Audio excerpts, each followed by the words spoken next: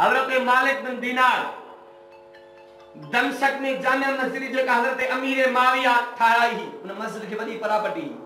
दिल में ख्याल आयो मुतवली मरी हो जेकने इन मस्जिद जो माखे मुतवली बनाए तो तमाम गाल बनी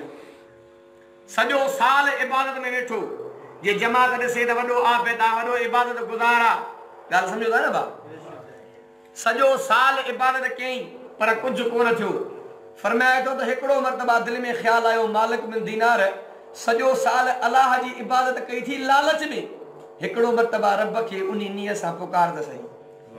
सुभान अल्लाह अल्लाह अकबर कबीरा हजरत मालिक बिन दीनार तुझे मकाम तो कुर्बान वन्या सजो साल लालच में जो इबादत कंदो पयो पर टके जो फायदो कोन मिलियो अल्लाह अकबर कबीरा रात जो टाइम सागी मदन में दारो कतार रनो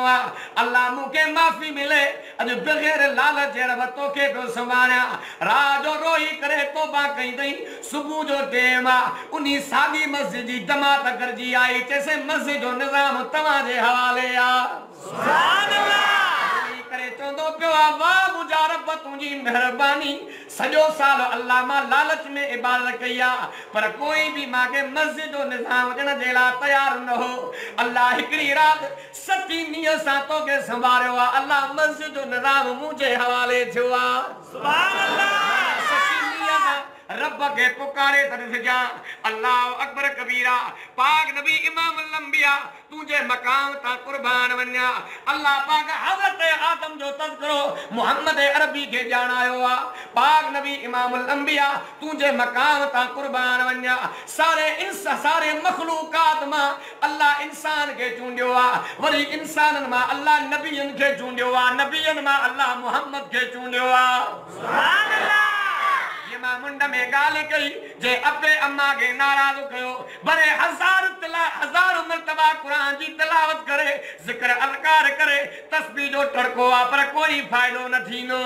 नबी मोहम्मद अरबी जो फरमाना जरे मां मोहम्मद अरबी के जन्नत जो सैर करायो मुझो मोहम्मद तो फरमाए एक जन्नत में हजरत बिलाल जे घुमण जो आवाज बुधो पाक नबी तो फरमाए जरे जन्नत जे विच विच मां मोहम्मद जो गुजरजो त मां मोहम्मद अरबी के पांजे कुरान जे पढ़ण जो आवाज जन्नत में आयो सुभान अल्लाह जिब्रील कुर्बान वन्या ये जो कुरान जो आवाज जन्नत में दो हले आका कुर्बान वन्या ए बियो तनाए तो मोहम्मद अरबी जो सहाबी हारिस बिन नुमाना सुभान अल्लाह नबी इमाम लंबिया दरे सैर तो वापसी में मोटी आया मुझो मोहम्मद तो फरमाया आई न हारिस किथे हारिस पाक नबी इमाम अंबिया जो सहाबी आयो मुझो मोहम्मद तो फरमाए हर केड़ो तुझो अमला जो तू त पढ़े त मक्के जे सरजमीन ते कुरान पियो पर जन्नत में मां मोहम्मद पाण बुधी आयो सुभान अल्लाह नबी इमाम अंबिया जो सहाबी रोई करे चोंदो पियो सोना कुर्बान वन्या ब्या त मुजा अमल पाजी जाए ते पर अम्मा भी खिदमत कंदो अम्मा दुआऊं दींदी सुभान अल्लाह पतो पइजियो अजो अम्मा जी दुआ मंजूर थी वई टे एड़ा बार दुनिया में गुजरिया थी जे बचपन में गालायो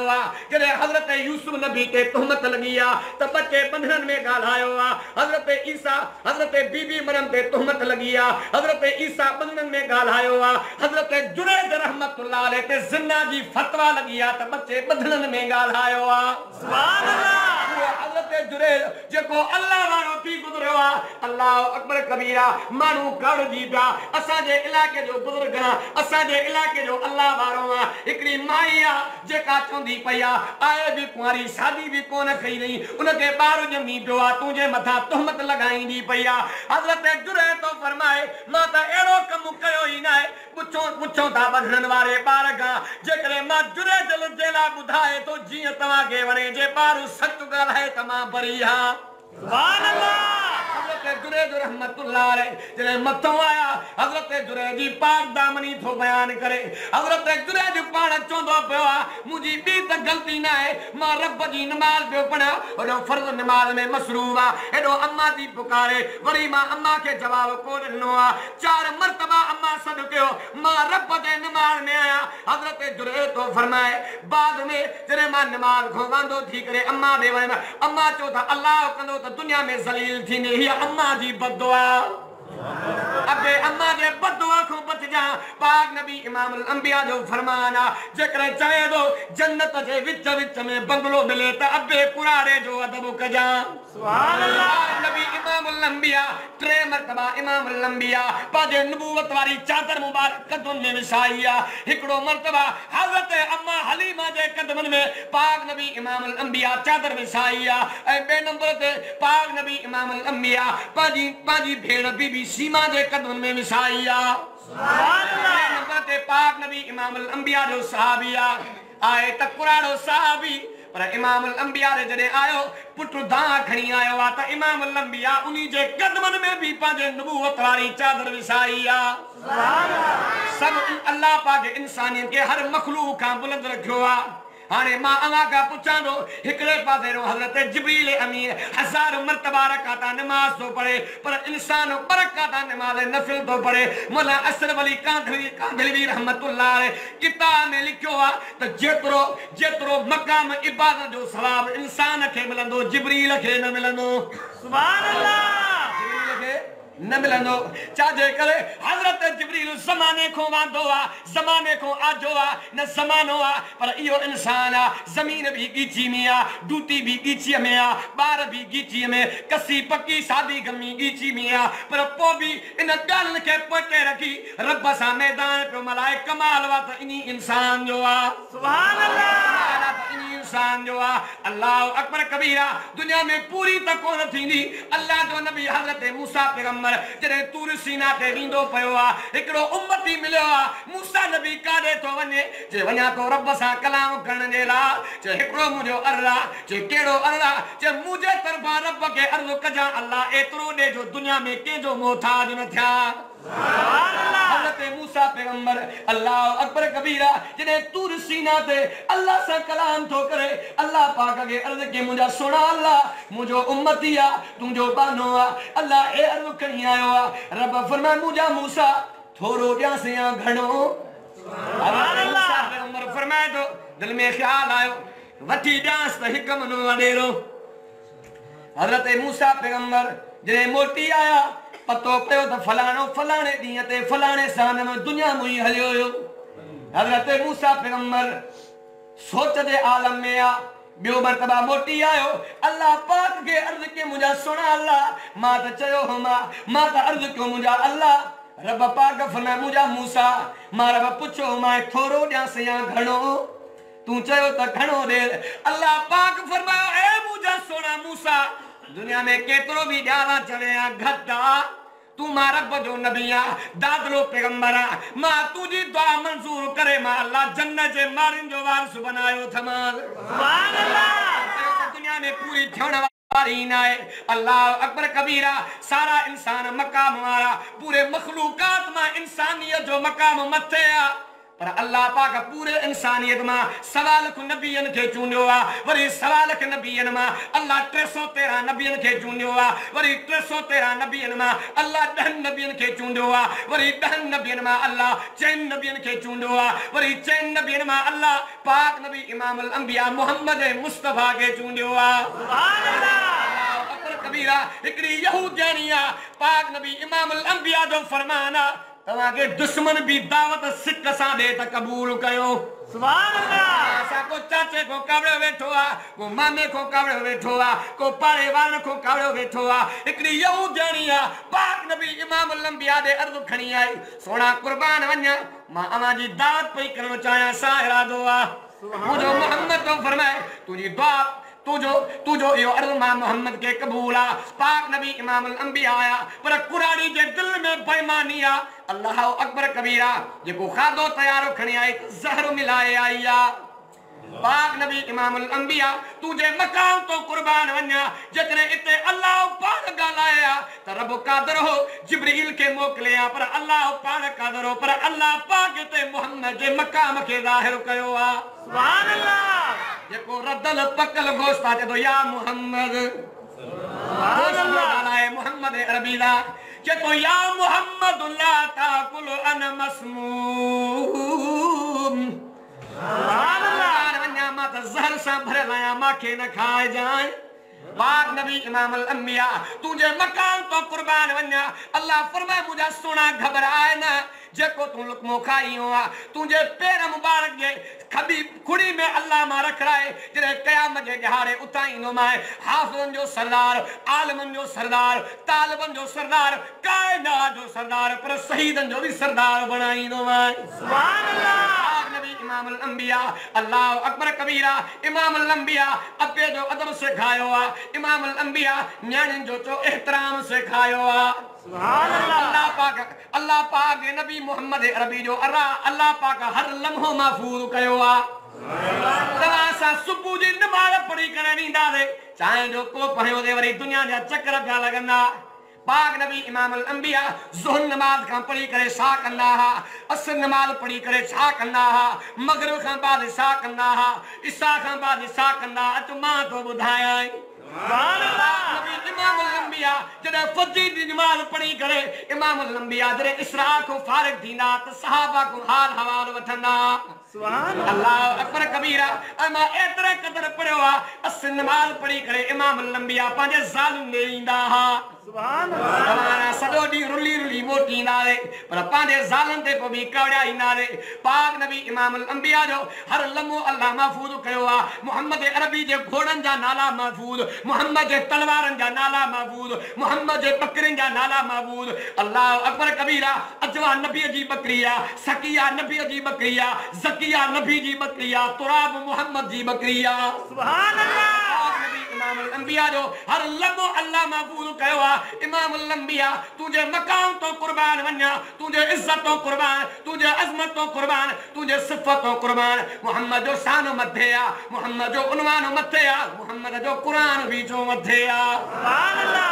पाक नबी इमाम अल अंबिया अस नमाज पढ़ी करे घर आया पाक नबी मोहम्मद अरबी जो समूरियों साला गजी आई का खीर खणी आई का सत्तू खणी आई का मानी खणी आई आखिर में मोहम्मद जी आयसा सुभान अल्लाह नबी इमाम अल अंबिया तुझे मकाम तो कुर्बान वन्या इनी वाक्य ते त मोटी तो अचा अल्लाह अकबर कबीरा ताइब जो शहर अमा बुधून इन ताइब जे कुंड में एकड़ो ॻोठ जनो नालो ओतास पाक नबी इमाम अल अंबिया इनी ॻोठ सां जॾहिं जहाज जो ऐलान फरमायो जॾहिं उनी ॻोठ जा माण्हू कैदी बणजी आया हिकिड़ी कुरारी माई आ मोहम्मद साहबा के चवंदी पई आ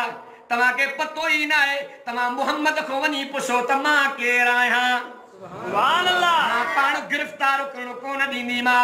पाक नबी इमाम अल अंबिया जो साहबिया हिकिड़ी औरत आ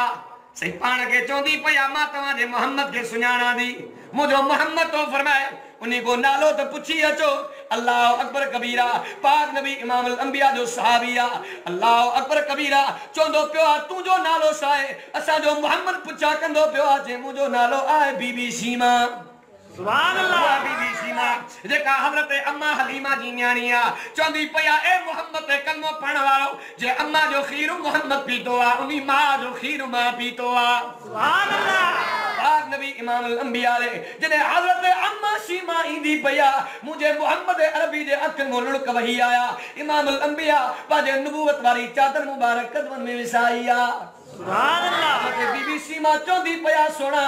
मुझा तुझे मथो वडा एहसान दी मुझो मोहम्मद तो फर मुझी अम्मा हुकुम कर अज मोहम्मद तुझा एहसान लाहींदो सुभान अल्लाह नबी इमाम अल अंबिया तुझे मकाम ता कुर्बान वन्या हजरत अम्मा सीमा चोंदी पया ए मोहम्मद कलमो पढ़न वारो तमा जो मोहम्मद वडे मकाम वारो आ जने अम्मा हलीमा कने करे बार बकर साले दी मोहम्मद पिंगड़े में आ मालो दी दी होया बार शरारती थींदो आ वो पिंगो लोडे वरी अम्मा जो निकरी वने मां भी घर मो निकरी वन्या हजरत बीबी सीमा थी फरमाए पिंगो लोडे हली वना वरी मोटी अचा नजर का सागो पिंगो लोडे दो पयो आ सुभान अल्लाह बीबी सीमा चोंदी पया आका कुर्बान वन्या बियो त मुझो हुक्म ना है हे मुझे कबीले जा मानू हे मुझे कबीले जे मानू जो माल मुझो मोहम्मद तो फरमाए हे मां मोहम्मद जा साहबियो अज मां मोहम्मद ऐलान पे फरमाया जेके सीमा माफ कयो उनके मोहम्मद माफ कयो सुभान अल्लाह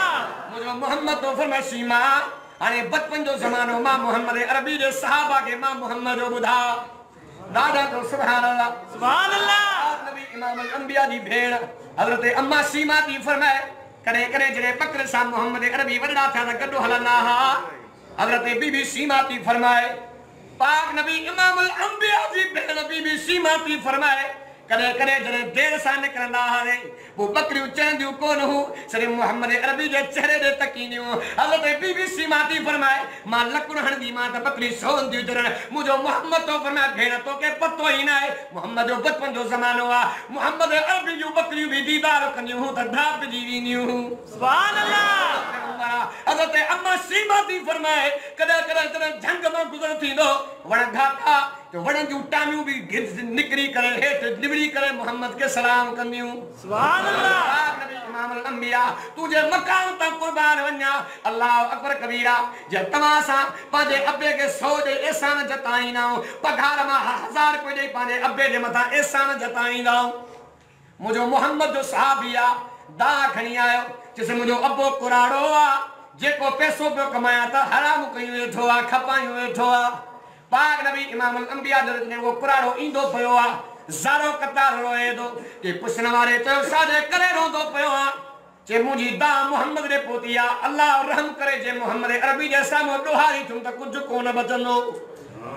ज़ारो कतार रोंदो पयो आ इमामुल अंबिया ने आयो ना है अल्लाह तो कुरानी जी ताईद कया सुभान अल्लाह एडो तरनो आ एतरो तरनो आ मुजो मोहम्मद तो फरमाए जेको 80 दाढ़ी वालो रोंदो आ त रब भी हया कंदो आ सुभान अल्लाह नबी इमामुल अंबिया ने कुरानो सारी इंदो पयो आ ज़ारो कतार रोए तो मुजो मोहम्मद तो फरमाए चाचा सादे करे दो रोए कुर्बान वन्या मुजी शिकायत पुगी आ मुजो मोहम्मद तो फरमाए घबराए न कुजी रब ताईद कया फैसलो तुझे हक में आ सुभान अल्लाह नबी इमामुल अंबिया दे सहाबी आयो जे हे तुंदो रिश्ते में छा थींदो आ कुर्बान वना मुजो अब्बो आ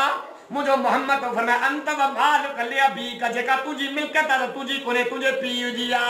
सुभान अल्लाह मोहम्मद अरबी तो ऐलान फरमाए पाक नबी इमामुल अंबिया तुझे मकाम ता कुर्बान वना मुजो मोहम्मद अरबी तो फरमाए त घर में जालन सा भलो हलणो सदको आ सुभान अल्लाह भलो हलणो तवाना सारो दी चाय चुके थे होटल ते धिका खाइंदा दे पर घर इंदा दे चाय दे झेड़ो कपड़न दे झेड़ो मानी दे झेड़ो आई ना आयो अल्लाह अकबर कबीरा इमामुल अंबिया जी हजरत अम्मा आयशा आखिर में आई मुजो मोहम्मद तो फरमाया आयशा अजो घर जे अंगण में मां मोहम्मद करीम सा डुक भज तू थी मारे आ मां मोहम्मद हजरत अम्मा आयशा पाक नबी इमामुल अंबिया सा जोड़ थी पई लगाए मोहम्मद अरबी पोए तेरे जिया हजरत अम्मा आयशा टपी वही पोते निहारे करे चोंदी पया सोना मां त मारे वही मां खिली करे मुजो मोहम्मद तो फरमाए आयशा मां मोहम्मद जानी वाणी पोते पाण थियो आशा मुरके त मोहम्मद ठरी पए सुभान अल्लाह अम्मा आयशा कुछ अरसे का बाद में मुजो मोहम्मद तो फरमाए आयशा अरे तो सा मां मोहम्मद बियर पर टकण चाया सा इरादो आ अम्मा आशा की फरमा सुना तमाम को उम्र में वडा हो वरी भी तमा के मां मारे रीनम पर ताकत नबूवत केर पियो मारे हजरत अम्मा आशा बियर बगिया मोहम्मद अरबी दूर निकरिया परे निकरिया मुजो मोहम्मद तो फरमा आशा कल तू मारे वे तू जो कर दो अजमा मोहम्मद बराबर कयो आए सुभान अल्लाह यानी घर में भलो हलण सदको आ मुजो मोहम्मद तो फरमाए जे तवा सा दी रात मां पे बाथो पटियो वेठाऊं मुजो मोहम्मद जो सहाबिया हजरत अंजे साथे जो नालो आ बाण भी सहाबिया जाल भी सहाबियानिया मोहम्मद अरबी दे पैगाम दी मोकले आका कुर्बान वन्या जेको अंजे साथा जो सहाबिया दी रात मागे मारिंदो पयो आ हुजूर दे दाई नबी से फरमाया अंजे साका थे आयो पाक नबी फरमाया तो जाल के मारनो बहादुरी कोनी हुजूर फरमायो माई के मारनो बहादुरी ना है पाक नबी इमामुल अंबिया फरमायो उन्हीं तेमते मुझे मोहम्मद अरबी ऐलान फरमाता जाल सा भलो हलण सदको आ सुभान अल्लाह अज आज करता इमामुल अंबिया दे तरीके दे हली दिखाए वो पाक नबी इमामुल अंबिया तुझे मकाम ता कुर्बान वना जेके झंझन जे जानवर भी सुनातो आ सुभान अल्लाह इमामुल अंबिया जी मदनी जिंदगी आ एकड़ो मोहम्मद साहबिया जैसे वना तो मक्के मदीने जे महास्ते पहुंचणो आ से विच में एकड़ो जंगा जेके सिंह शेर चीता रहन मुझो मोहम्मद तो फरमाया घबरा न तू तैयारी कर मां मोहम्मद खत तो लिखी जाए सुभान अल्लाह अकबर कबीरा तेरे जंग में पोतो आ सिंह तो हेरे लो भजदो आयो साहब फरमाया तो मां खत तो आए न मारे पर ये रड़ियो पे करे पुछमो ठकाओ कड़ी अते हलण लगो फरमाया तो मां निकरी वरी जने मोड़ ते आयो वरी भी सादी गाल साहब इमामुल अंबिया के दांत मिया जैसे खत भी रखायो माने पर वहन जेड़ा भजदो आयो मुझो मोहम्मद तो फरमाया सी तो के मान जेड़ा कोन आयो तू बोली समझी कोने मां मोहम्मद के जवाब मिलियो। सुभान अल्लाह केड़ी गाला मुझो मोहम्मद तो फरमाया जेड़ा पेरो